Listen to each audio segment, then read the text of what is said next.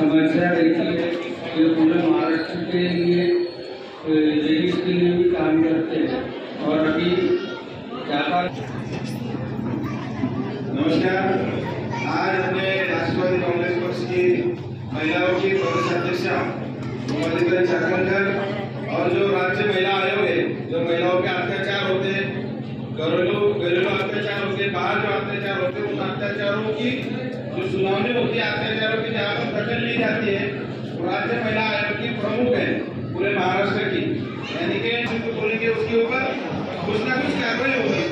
उसका वो जो पूरा डिपार्टमेंट है महिला आयोग का, उसकी वो प्रमुख है। यहाँ पर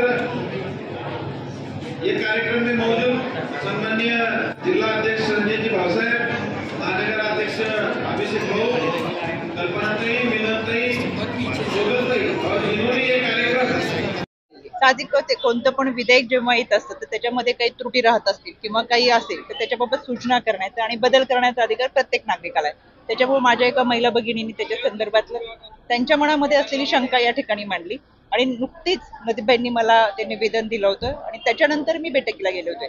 पण यामध्ये त्यांनी ज्या काही सूचना केल्या त्या आदरणीय दादांपर्यंत मी 2 दिवसामध्ये पोहोचवते दौरा संपल्यानंतर।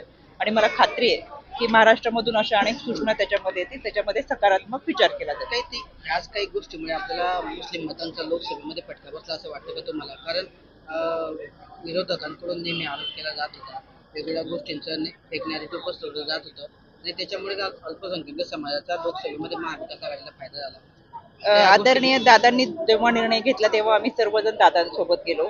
आम्ही जरी महायुती म्हणून एकत्र असलो तरी आमचा शाहू फुले आंबेडकरांचा विचार मात्र आम्ही सोडलेला नाही।